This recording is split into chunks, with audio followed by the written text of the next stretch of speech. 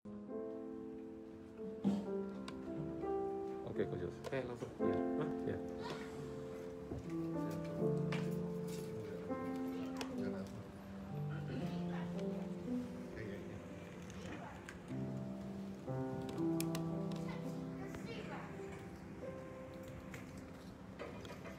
Shalom, selamat siang. Selamat berbakti di Maranatha. Sebelum mulai bakti, mari kita berdoa bersama. Tuhan Allah Bapa kami yang di surga, Bapa Allah yang Maha Kuasa, Pencipta langit dan bumi beserta isinya, dan yang tak pernah meninggalkan perbuatan tangannya. Ulun kiranya hadir di tengah-tengah kami ya Bapa. Kiranya Kau pimpin acara ini dari awal pertengahan sampai akhir. Kau juga urapi mulut bibir hamba-Mu yang akan menyampaikan firman-Mu, agar firman itu berbicara pada kami dan dapat mudah dimengerti. Ini juga saudara-saudara kami yang dalam perjalanan, antar dia ke tempat ini dengan selamat. Dengar doa seru kami ya Bapa. Di dalam nama Tuhan Yesus Kristus kami naikkan doa ini. Amin.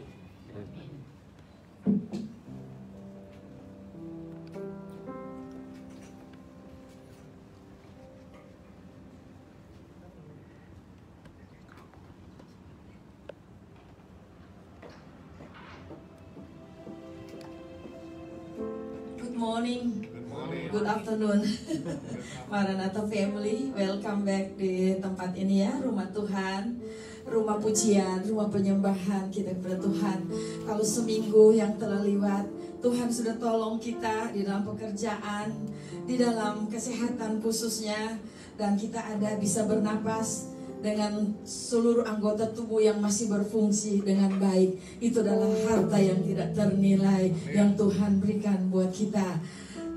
Ada hal yang penting, kita harus mengucap syukur karena Tuhan tidak menjanjikan sesuatu yang muluk-muluk. Dia menjanjikan hal tubuh kita diberkati dan semua ada masanya.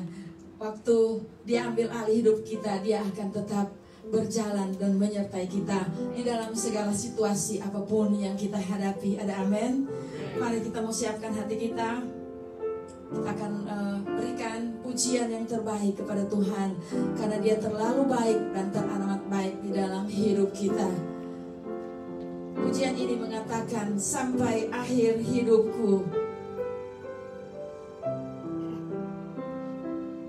Saya undang semua bangkit berdiri.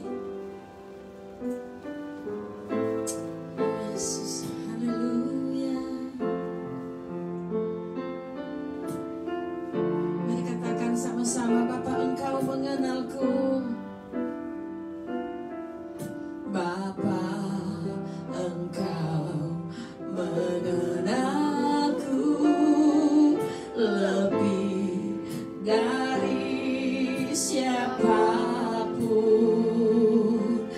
Engkau tahu ceritaku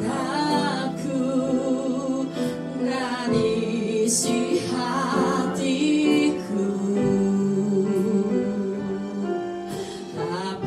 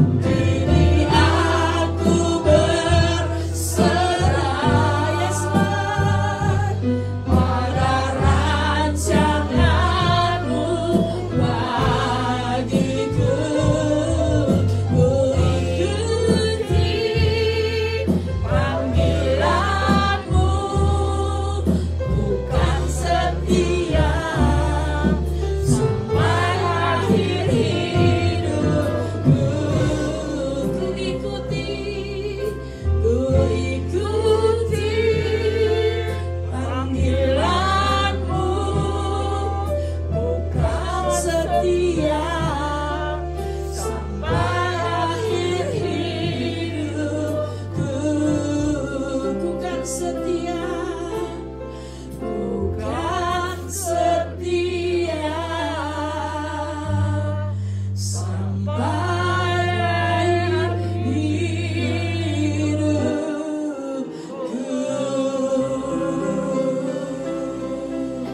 Haleluya.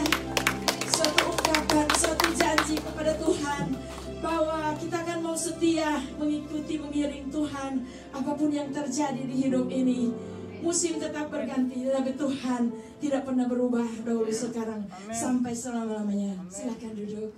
Dia tetap mengasihi kita, dia tetap berada. Percaya rohnya ada di sini bersama-sama dengan kita. Dia akan melawat Anda dan saudara saat ini, di mana kita memberikan pujian, ungkapan yang indah, yang terbaik untuk memuliakan Tuhan. Pasti kita ada suasana Christmas, menyongsong kelahiran Yesus. Kita mempujikan, kita surga bergema.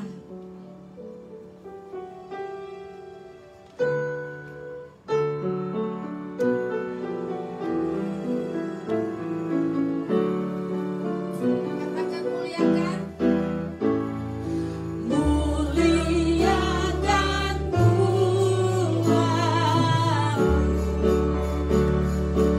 kita sudah bergema, lahir Raja mulia, damai dan sejahtera, turun dalam dunia. Bangsa-bangsa bangkitlah dan bersoraklah serta berlambungkan kabar baik, lahir Kristus terang ajaib. Kita bersama bergema, lahir Rangga mulia. Amin.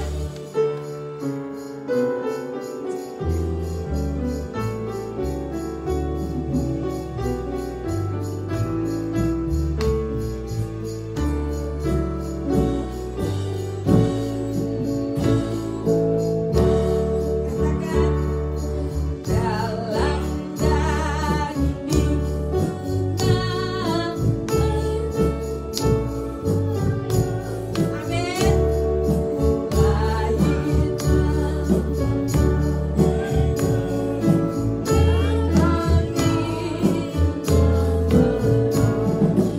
Kita sudah bergema, lahir Rangga mulia, berlambungkan kabar baik, lahir Kristus Sang Raja.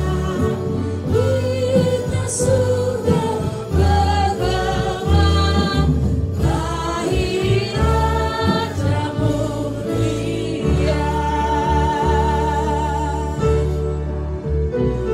Ada amin?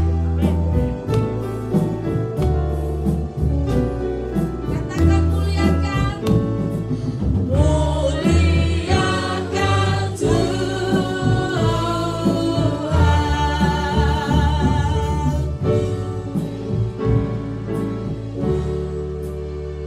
Tuhan, muliakan Tuhan dengan segenap hati kita. Muliakan Tuhan. Kita mau, sebelum kita mau mendengar firman, suara dari Tuhan lewat hambanya, kita mau mempersiapkan hati kita dan kita mau memuliakan Tuhan lewat muliakanlah, muliakanlah. Saya undang semua kita, jemaat Tuhan, bangkit berdiri, siapkan hati kita untuk firman-Nya yang kudus.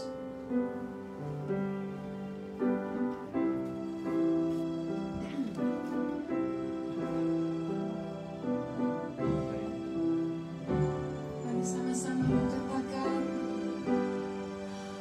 muliakan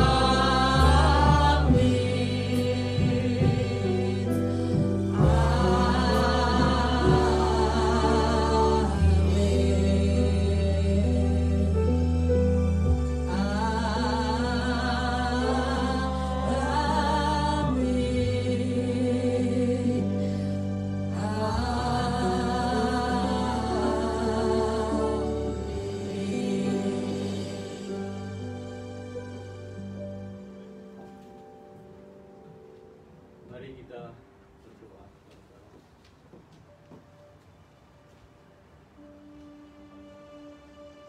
Terpujilah Engkau, dimuliakanlah namamu, Bapa di surga.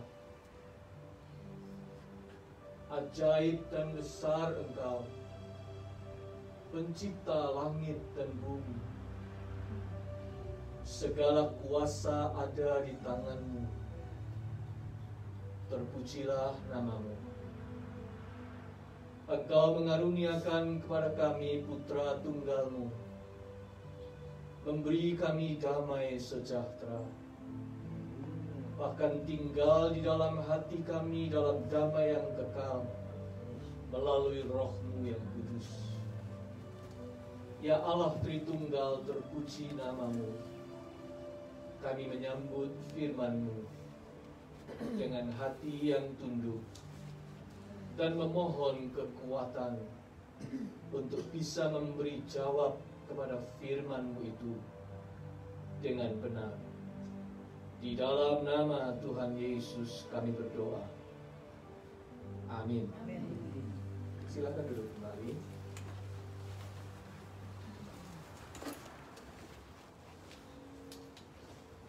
Bacaan Alkitab hari ini, saudara-saudara, diambil dari Injil Lukas pasal 3 ayat 1 sampai dengan 6. Lukas pasal 3 ayat 1 sampai dengan 6. Dalam tahun ke-15 dari pemerintahan Kaisar Tiberius, ketika Pontius Pilatus menjadi wali negeri Yudea dan Herodes raja wilayah Galilea, Filipus saudaranya raja wilayah Iturea dan Trachonitis, dan Lisanias raja wilayah Abilene. Pada waktu Hanas dan Kayafas menjadi imam besar, datanglah firman Allah kepada Yohanes anak Sakaria di padang gurun. Maka datanglah Yohanes ke seluruh daerah Yordan dan menyerukan, bertobatlah dan berilah dirimu dibaptis, dan Allah akan mengampuni dosamu. Seperti ada tertulis dalam kitab nubuat Yesaya, ada suara yang berseru-seru di padang gurun, persiapkanlah jalan untuk Tuhan, luruskanlah jalan baginya. Setiap lembah akan ditimbun, dan setiap gunung dan bukit akan menjadi rata.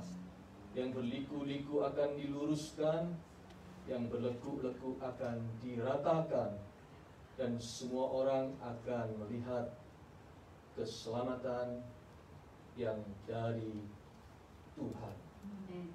Berbahagia kita yang mendengar firman Allah dan memeliharanya.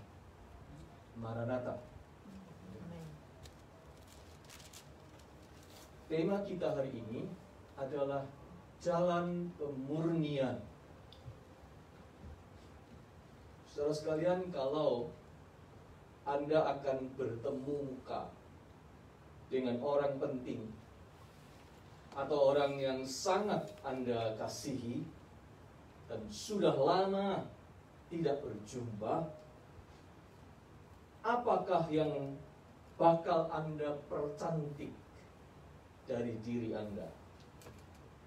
Apa yang Anda bakal percantik dari penampilan Anda? Oh, jawabannya pasti macam-macam. Ada yang akan berbenah penampilan.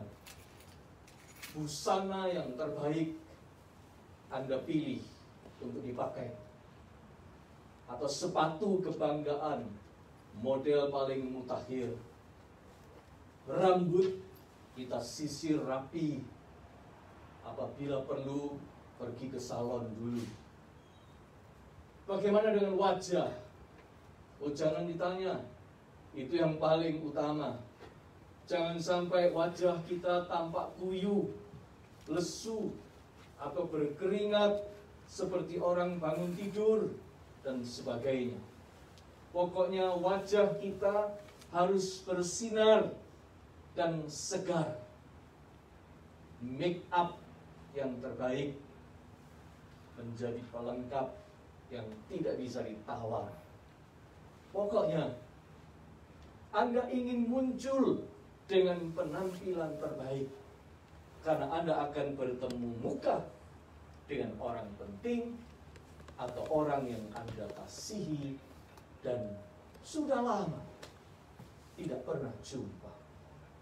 Namanya saja bertemu muka.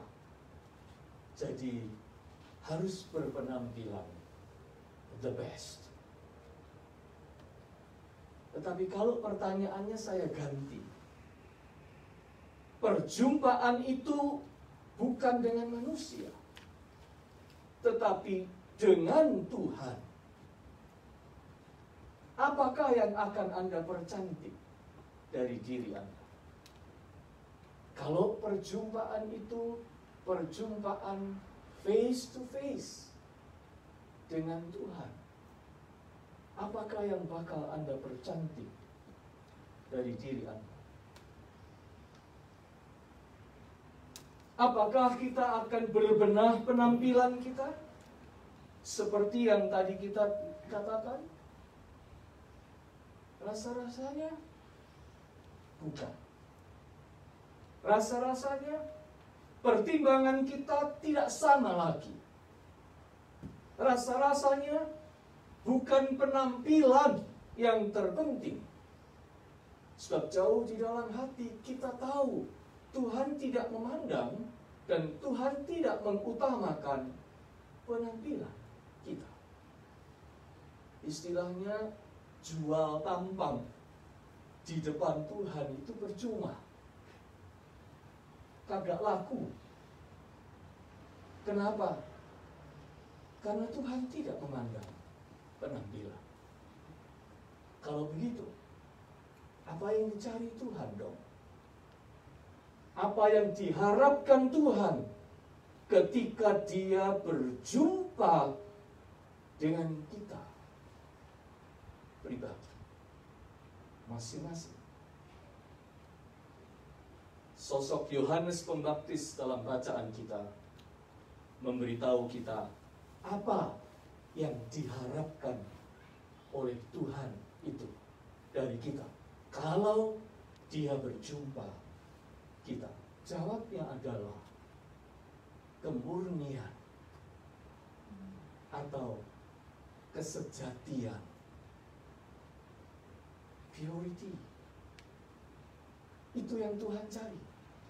Tuhan ingin berjumpa dengan kita dalam kondisi murni sejati, yaitu sebagai manusia, sebagaimana Dia menciptakan kita.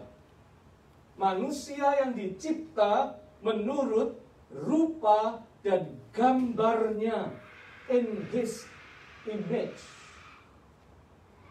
We were created in the image of God. Tuhan mau melihat kita dalam kemurnian sebagai makhluk yang diciptakannya menurut rupa dan gambar. Ibarat cermin, saudara-saudara, bening. Sehingga kita ketika Tuhan memandang kita, cermin bening itu, Dia melihat gambar diri murni, bening, sejati.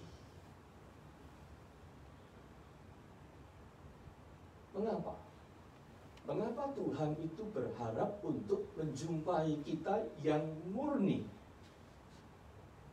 Sebab this sinful world, dunia yang berdosa ini, terus-menerus mengaburkan kesejatian kita sebagai manusia, menggiring kita menjauh dari kemurnian itu.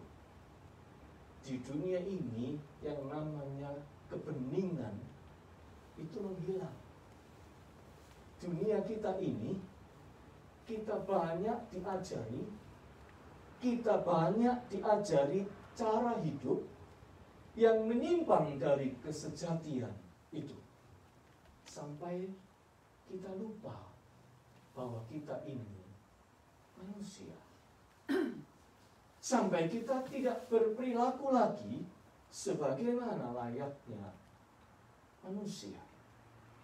Di dunia ini, saudara-saudara, ada begitu banyak orang yang tidak berperilaku sebagai manusia, atau menjadikan orang lain menjadi korban tindakan yang tidak manusiawi. Sehingga banyak orang punya pengalaman pahit dan perasaan sakit akibat tidak dimanusiakan. Orang Jawa bilang ora diuwongke, tidak diorangkan, tidak dimanusiakan. Oleh karena itu banyak orang yang memilih untuk bersahabat dengan anjing atau kucing saja daripada dengan manusia. Beberapa waktu yang lalu saya melihat sebuah tayangan YouTube. Ada orang kaya raya di Indonesia. Dia menayangkan rumahnya yang sangat mewah, tetapi rumah itu kosong. Dia menghuni sendirian, tetapi ada 50 anjing di rumah. Jadi rumah itu penuh dengan anjing. Ketika dia ditanya, kenapa kamu memelihara anjing begitu banyak? Dia bilang, makhluk ini tidak pernah mengkhianati saya. Anjing-anjing ini makhluk yang sangat setia. Dan dia memelihara mereka, dia bergaul dengan mereka, dia bersahabat dengan mereka, karena dia tahu anjing ini masih lebih baik daripada orang. Mungkin dia punya pengalaman buruk dengan manusia, sehingga dia merasa pahit karena manusia itu berkhianat atau manusia itu tidak bisa dipercaya. Lebih baik bergaul dengan anjing. Tentu saja saya tidak menganjurkan kita lebih banyak bergaul dengan binatang. Tetapi maksud saya adalah bahwa fakta itu mau mengatakan kepada kita bahwa manusia itu seringkali memang berperilaku tidak manusiawi, tidak seperti aslinya Tuhan menciptakan, bahkan lebih rendah daripada hewan. Gambar sejati kemanusiaan ciptaan Tuhan di bumi ini dicoreng-coreng, dibuat terbalik-balik. Gambar itu dijungkir balik, diburamkan, dirobek, bahkan diganti dengan palsu. Di salah satu state di Amerika, di sebuah penjara itu biasa dibagi, ada penjara pria, penjara wanita. Ya.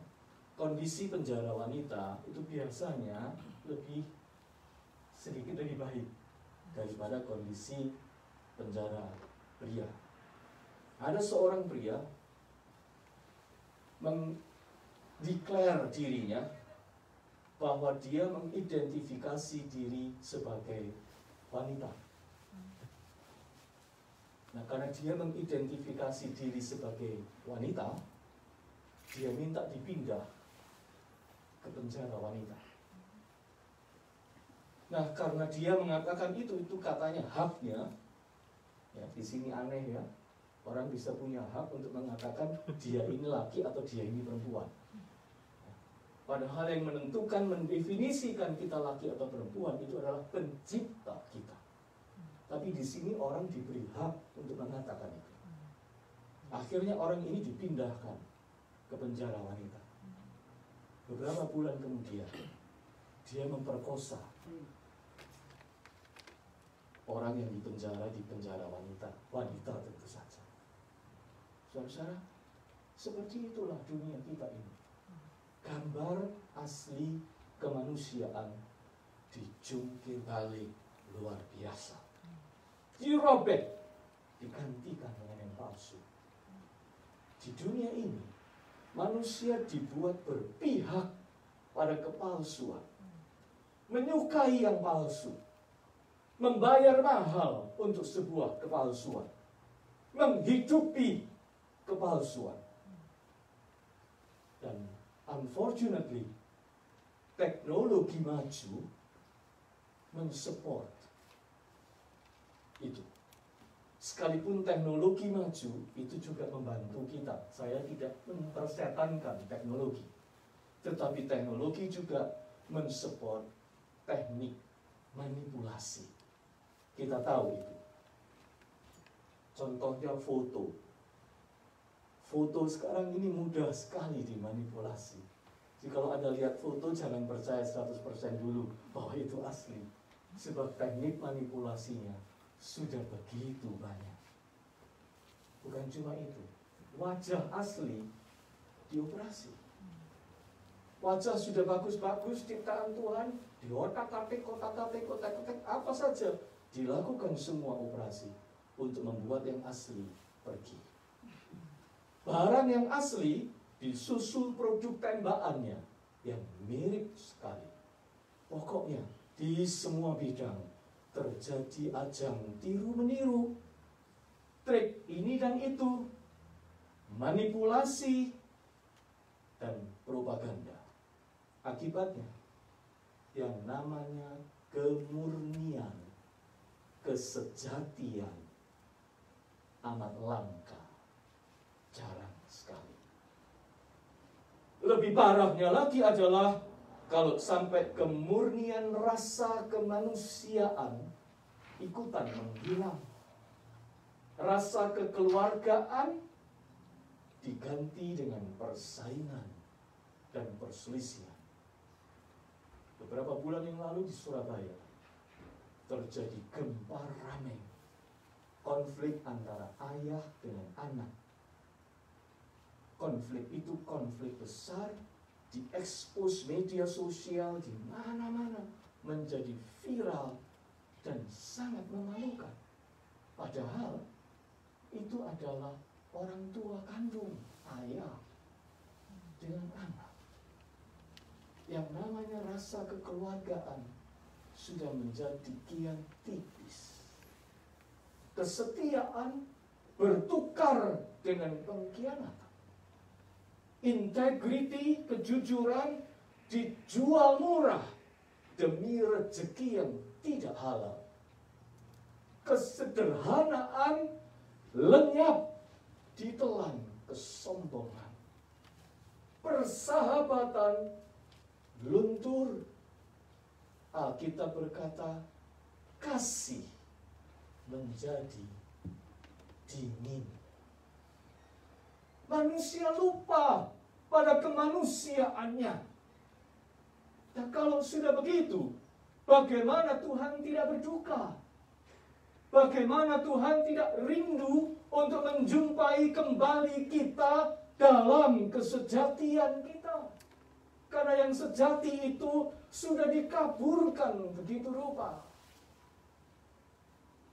Yohanes Pembaptis diutus untuk mempersiapkan jalan untuk Tuhan.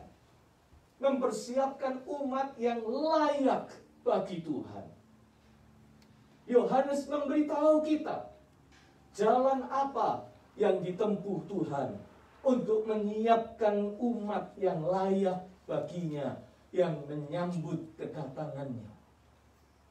Jalan itu namanya jalan pemurnian atau jalan pertobatan. Dari arah yang menjauh dari kesejatian dibuat berputar balik haluan, bikin U-turn untuk kembali.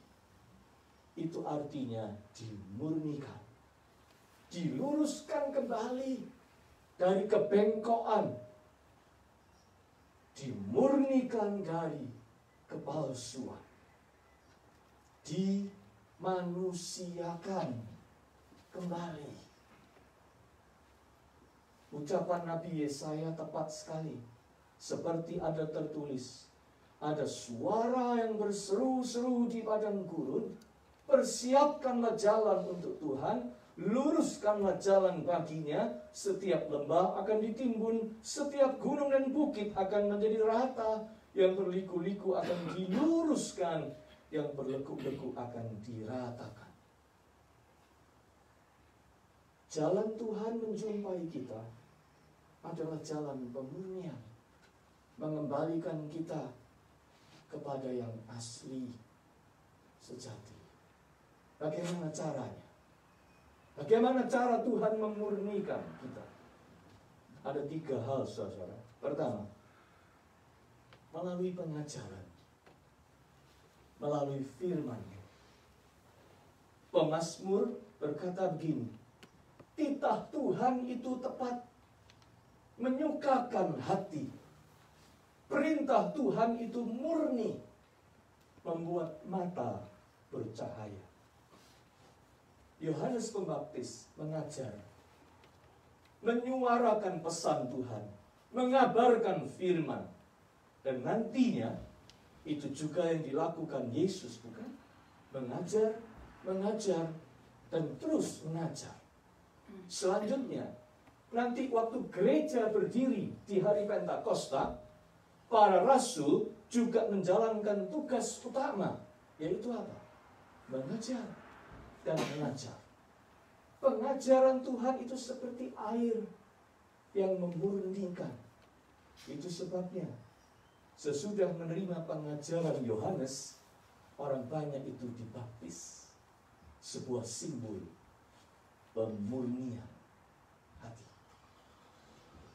Saudara-saudara, kehidupan sehari-hari kita ini banyak menggiring kita menjauh dari keaslian, kesejatian. Bahkan membuat hati kita ini sering keruh, jujur saja, berdebu kita, kotor, buram. Bagaimana tidak? Hari-hari pekerjaan kita membuat kita jengkel. Kita dibuat marah di jalan. Kita dibuat mengumpat karena perlakuan orang lain. Kita dibuat lupa pada apa yang baik. Kita dibuat menjadi gampang curiga pada orang lain. Kita dibuat cenderung berpikir negatif. Dibuat mudah iri hati. Dibuat suka mengeluh. Dibuat menjadi lebih egois. Dan seterusnya. Cemar deh pokoknya kita ini. Oleh karena itu, firman Tuhan kita butuhkan. Untuk apa? Untuk mengguyur kita dengan siraman rohani yang menjernihkan dari kekeruhan itu. Untuk membuat mata kita bercahaya kembali, melihat kebenaran dan kebaikan Tuhan dalam hidup kita. Firman Tuhan, pengajarannya itu memurnikan kita. Kalau kita tidak bergaul dengan firman Tuhan, ibaratnya badan kita ini berdebu, jiwa kita pun kotor. Kalau badan kita membutuhkan siraman air mandi, siapa di antara kita yang tahan 1 minggu tidak mandi? Meskipun musim dingin, saya kira kalau 1 minggu ya pasti mandilah kita. Seperti badan kita membutuhkan siraman air mandi, jiwa kita membutuhkan dibersihkan dengan siraman firman Tuhan secara tetap. Mobil saja, mobil Anda secara tetap perlu disiram air, dibersihkan, dicuci dari debu dan lumpur. Apalagi hati kita. Firman Tuhan, pengajaran Tuhan itu memurnikan. Tuhan memurnikan kita melalui pengajaran. Yang kedua, Tuhan memurnikan kita melalui kesukaran di dalam hidup ini. Bahkan tidak jarang kesusahan dan penderitaan. Memang waktu kita mengalaminya, kita tertekan, sakit, penderita. Bahkan mungkin kita berteriak, menjerit, dan menangis. Tetapi tanpa kita sadari, Tuhan sedang mengerjakan pemurnian terhadap hati kita. Jangan hanya melihat hal-hal yang tidak enak atau pahit. Belajarlah untuk memandang semua hal dipakai Tuhan untuk memurnikan jiwa kita. Saudara sekalian, di dalam dunia ini ada banyak orang yang punya jiwa yang mulia, berhati emas. Tetapi tahukah Anda, mereka bisa sampai kepada tahap seperti itu karena mereka dibentuk, dimurnikan melalui penderitaan.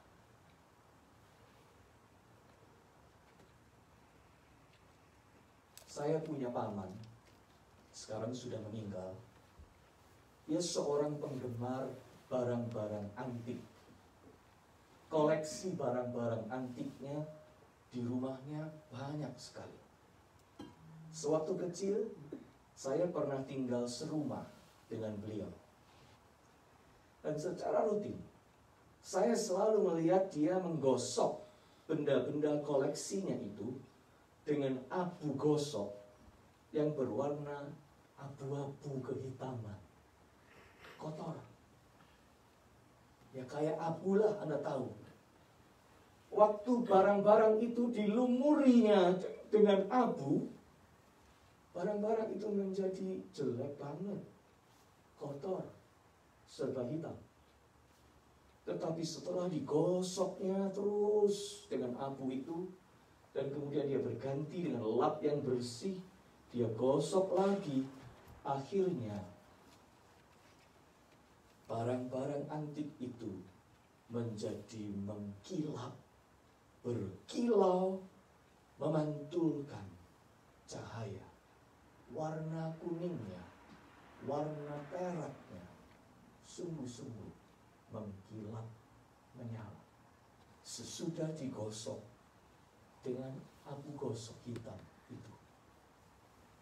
Saya membayangkan, ada kalanya begitulah Tuhan menggosok kita dengan abu hitam kesukaran hidup untuk memurnikan jiwa kita dari kekeruhan akibat sifat dan tabiat manusia lama kita yang gak mau pergi-pergi juga, atau akibat kekeruhan karena pengaruh lingkungan, culture, filosofi, worldview, atau ajaran yang ada di sekeliling kita yang tidak bersesuaian dengan firman Tuhan. Saya berharap, saudara-saudara, agar teguran yang keras dalam hidup kita membuat kita tersadar. Kesedihan membuat kita lebih peka akan kesedihan sesama. Kejatuhan membuat kita lain kali lebih waspada. Kegagalan membuat kita lebih rendah hati. Pengkhianatan membuat kita lebih menghargai mereka yang tidak berkhianat dan setia kepada kita. Pengusiran membuat kita sadar bahwa kita ini cuma pelancong, turis pelancong di dunia ini. Kita tidak punya apa-apa.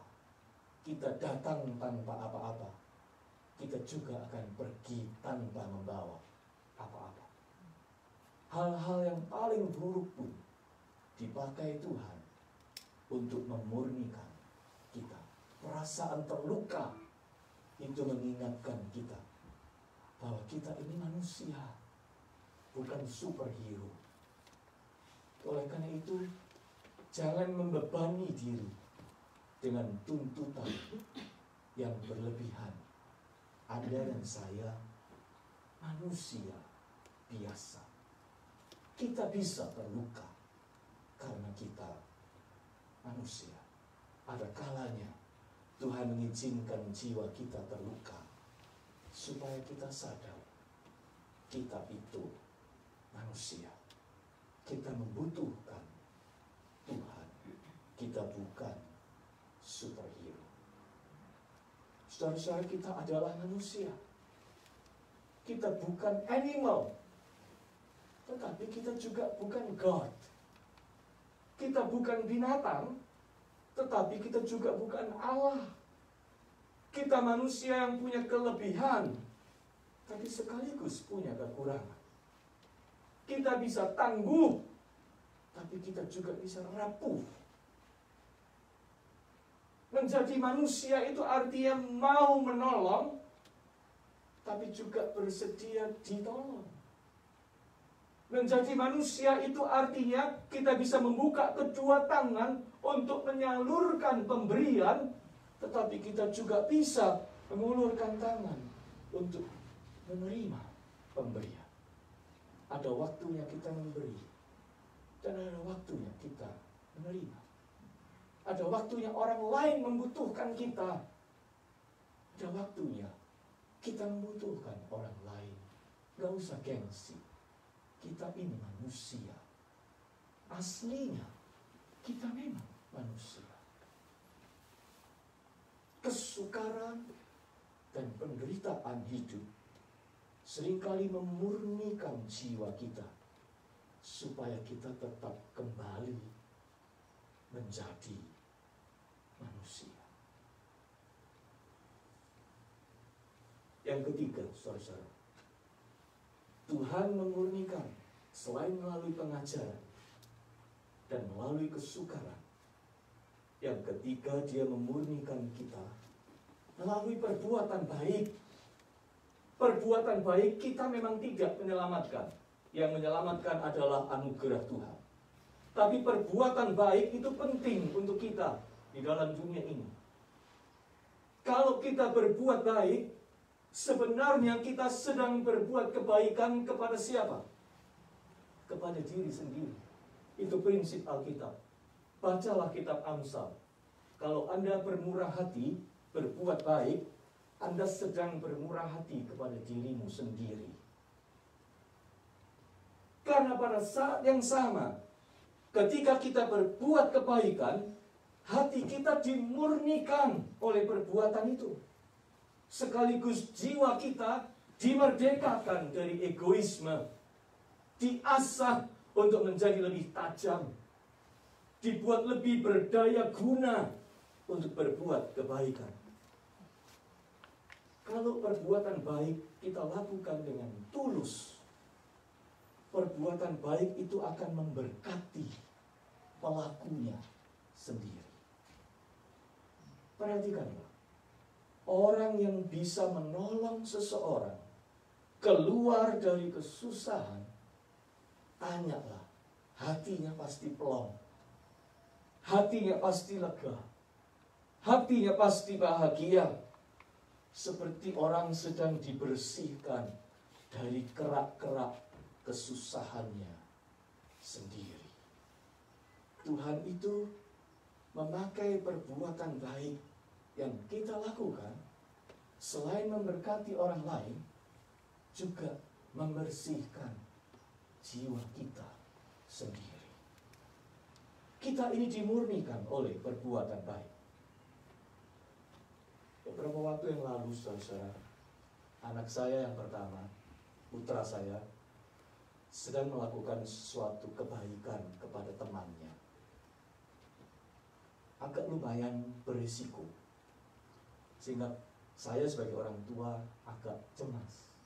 Apakah perlu sampai sejauh itu, nak? Tapi jawabannya pada saya mengejutkan. Pak, dulu waktu kecil kita pernah ditolong orang, bukan? Anak ini memang waktu kecil pernah sakit, cukup parah.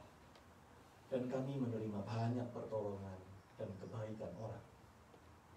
Dan sekarang dia berkata kepada saya, dulu saya menerima banyak kebaikan. Sekarang waktunya saya berbuat kebaikan itu. Saya tidak bisa berkata apa-apa karena dia benar. Waktu itu saya sadar bahwa jiwanya dimurnikan Tuhan, dibersihkan Tuhan lewat kesukaran yang dia alami waktu kecil, dan sekarang ketika dia sudah dewasa, dengan perbuatan baik kepada temannya, dia terus dimurnikan.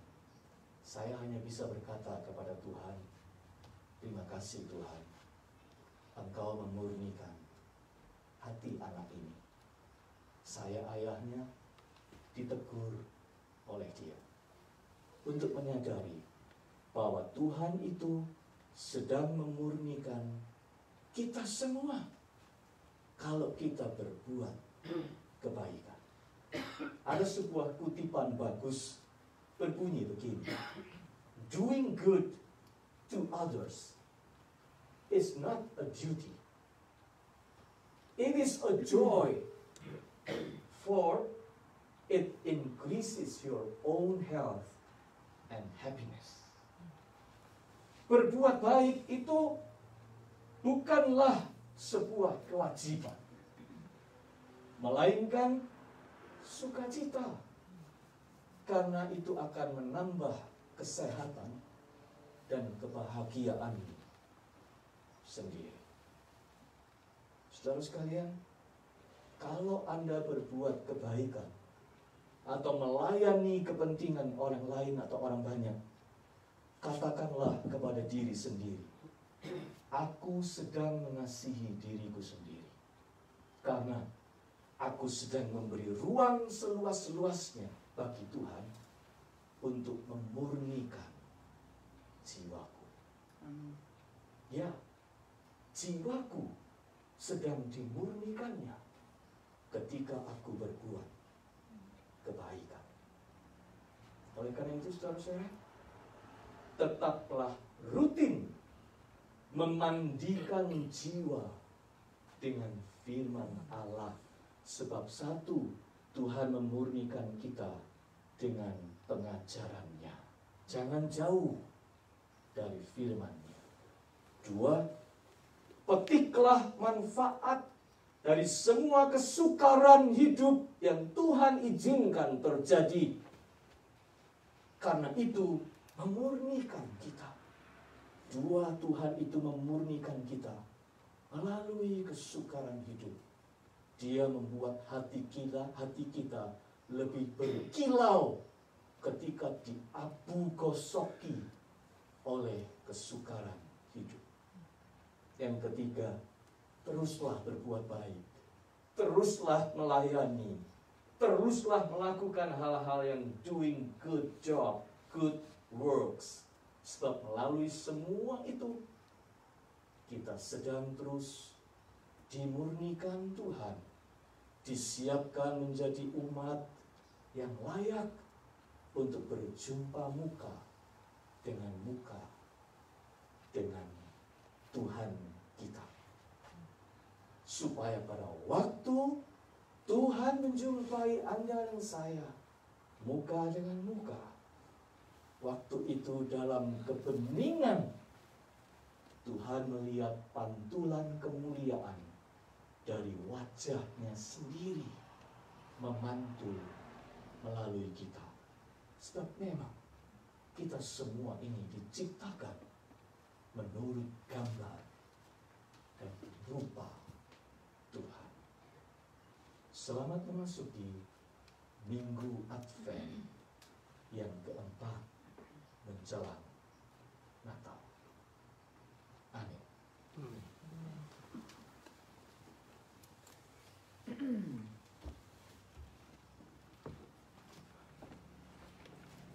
Mari kita berdoa, saudara sekalian.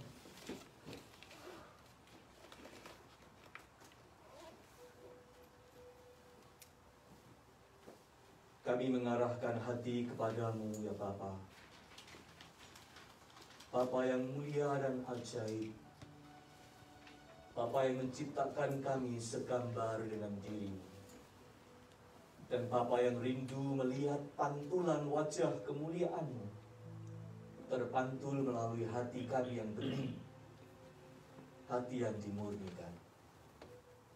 Bapa, kami tahu kami hidup di dunia yang kotor dan keruh, dan itu membuat hidup dan hati kami juga banyak kotoran. Kami berdoa, murnikanlah kami setiap waktu, supaya kami lebih layak untuk menyambut Tuhan datang kapan saja itu. Terima kasih Bapa, Engkau mengirim firman-Mu, Engkau mengizinkan kesukaran hidup memproses kami, Engkau memberi kami kesempatan-kesempatan emas untuk berbuat baik, supaya melalui semua itu Engkau memurnikan jiwa kami.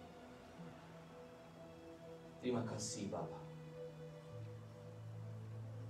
Dan sebentar kalau nanti kami kembali dalam hidup sehari-hari sesudah ibadah ini, biarlah wajah-Mu bersinar memberkati kami.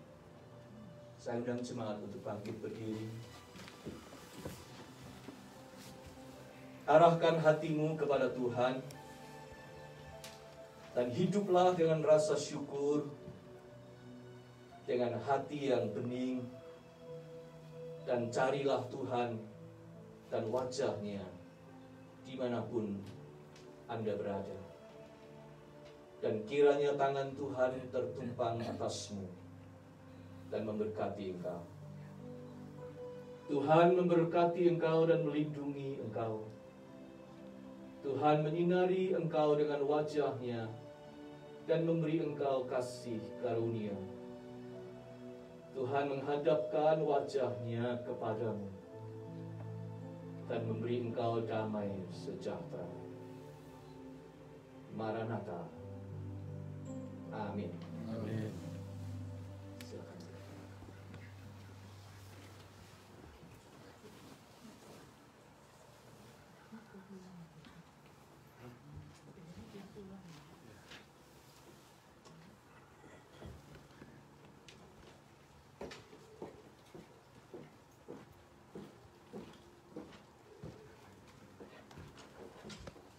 Tuhan, satu message yang indah dan sangat luar biasa buat kita semua yang ada. Kita telah diberkati.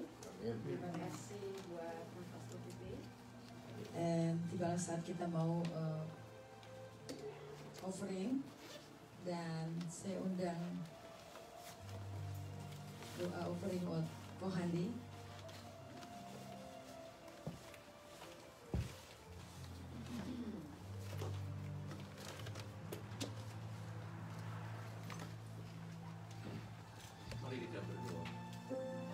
Tuhan, terima kasih kalau pada saat ini kami boleh diberikan kesempatan untuk memberikan Tuhan pengucapan syukur kami Tuhan melalui offering ini.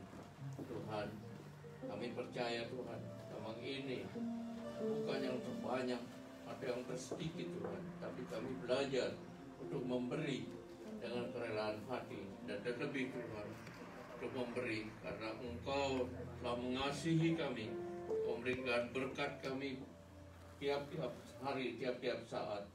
Dan biarlah semua apa yang kami hendak berikan ini Kau boleh berkati Tuhan, untuk pengurus yang mengelola semuanya ini, untuk memuliakan kerajaan Tuhan. Dalam nama Tuhan Yesus kami berdoa, amin. Amin. Kita mau pujikan Joy to the World sambil offering dijalankan.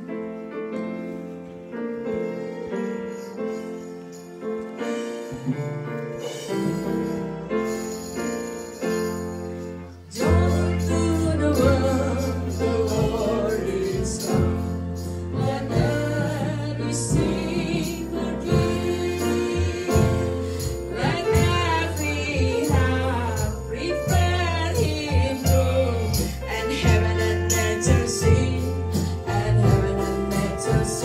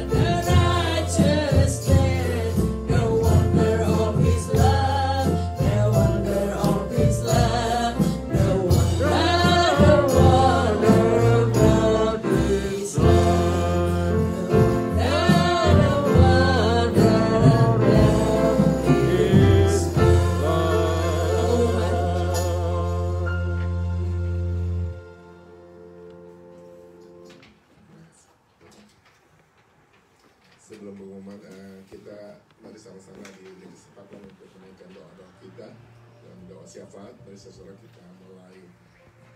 Tuhan Allah Bapa kami dalam surga, terima kasih ya Tuhan apabila pagi ini kami sudah dipenuhi dengan firman Tuhan, kami sudah dipenuhi dengan puji-pujian ya Tuhan.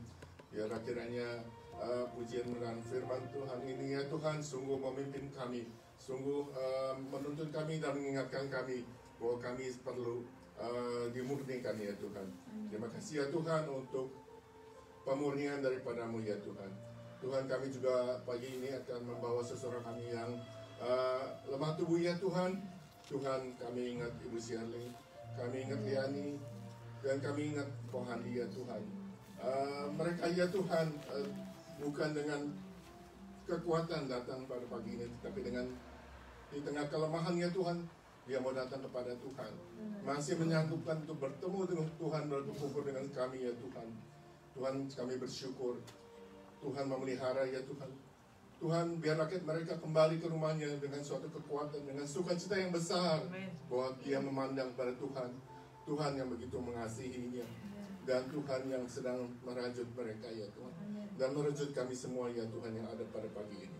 Kami juga berdoa untuk Gereja Maranatha ya Tuhan, yang terus harus berkembang ya Tuhan, terutamanya untuk merayakan Natal ini. Biarlah kiranya atas segala persiapannya Tuhan, biarlah kiranya Tuhan menyempurnakan ya Tuhan, sehingga kami dapat merayakan dengan sukacita yang besar, karena Tuhan telah mengaruniakan anaknya untuk kami semua.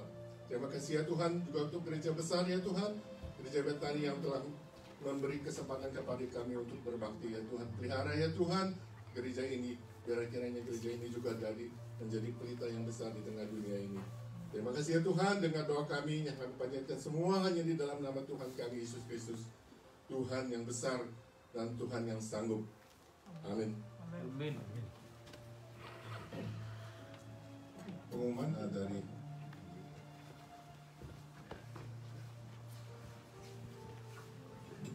Shalom semuanya, selamat datang. Sudah lama tidak berjumpa, Sufyan. Kita semua mengundang Anda sekalian untuk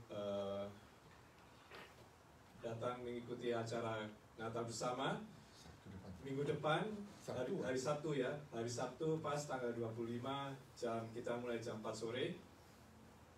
Dan ada macam-macam acara. Kenapa? Oh, ruangannya di dalam gym, fellowship hall di gym ya.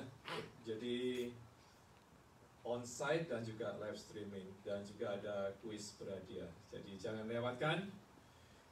Mari kita semua jam 4 merayakan Natal bersama. Jangan lupa makan meja. Makanya bukan meja, makan bangku, makan meja. Makanya makan meja. Jadi spesial Natal buat kita semua. Minggu nggak ada kebaktian. Dan Minggu tidak ada istirahat. kebaktian. Ya. Jadi Sabtunya kita kumpulkan semua di hari Natal. Dan hari ini kita sangat bersyukur pada Tuhan, puji Tuhan bahwa Cik Liani lebih banyak hal dalam masa-masa ini, dan kita terus berdoa supaya Cik Liani menjadi sempurna. Amin. Kesembuhannya. Tanggal Nanti kalau 1 sudah bisa nanti bersaksi ya. Tanggal 1 gimana? Nggak ada. Hah? Tahun baru ini nggak ada. Oh, belum tahu. Oh ya. Silakan.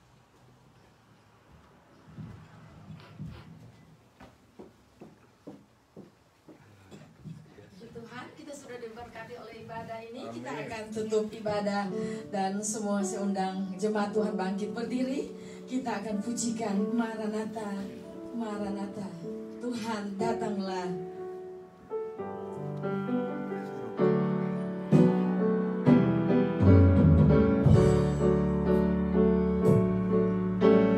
Maranatha, Maranatha, Tuhan datanglah.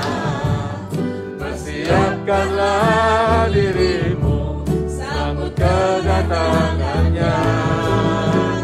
Maranatha, Maranatha, Kristus datanglah. Hari itu, hari yang termulia. Haleluya, Tuhan datanglah dalam kemuliaan-Nya bersama para tebusan. Sambutlah Dia, Raja, segala suku kaum bahasa, nyanyi sembah Sang Raja. Ya Yesus, Maranatha datanglah. Haleluya, Tuhan datanglah dalam kemuliaan-Nya bersama para tebusan. Sambutlah Dia, Raja, segala suku kaum bahasa, nyanyi sembah Sang Raja. Ya Yesus, Maranatha datanglah.